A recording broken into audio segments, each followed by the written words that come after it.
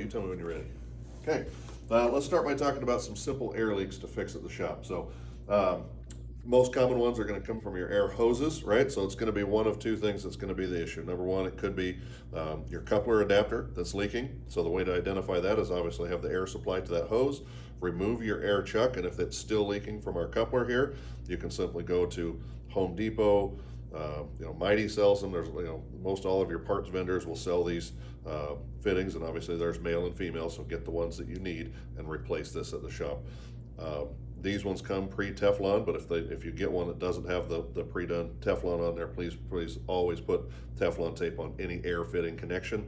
That's going to make sure that seals up nicely, and that would be a quick and easy thing to replace for you at the shop. Now, if you've taken your chuck out, this isn't leaking, and as soon as you put your chuck back in, then it's leaking air from here. There are two gaskets, one that sits in the top and one that sits in the bottom, and those are very easy to replace as well. Just get you a flathead screwdriver. You can take that flathead screwdriver and twist those out of there. Easier for me to say. And I won't do both sides, but there's one on the top and one on the bottom as well. You twist that guy out of there. Grab your little screwdriver or a pick tool and pull that little rubber gasket out of there.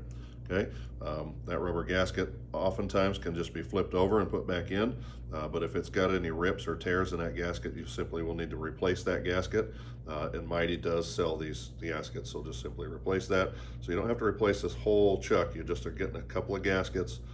Slide that guy back down inside of there, make sure that it's seated in, and then thread your piece right back in the top there.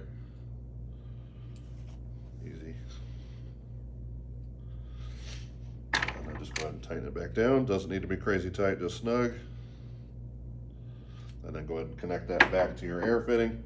And obviously you shouldn't have any leaks at this point. So those are two of the most common leaks. You'll either leak from the chuck head itself, either the top or the bottom gasket or both, or you can leak from the actual adapter as well, the airline.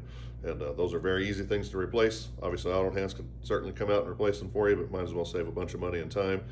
These are some of the most notorious things that cause stress and strain on your air compressor and keep that thing running. And obviously that's a more expensive repair if your compressor goes down, and it's difficult. So look for these things in your shop. If you hear those hissing noises, identify them, get those replaced.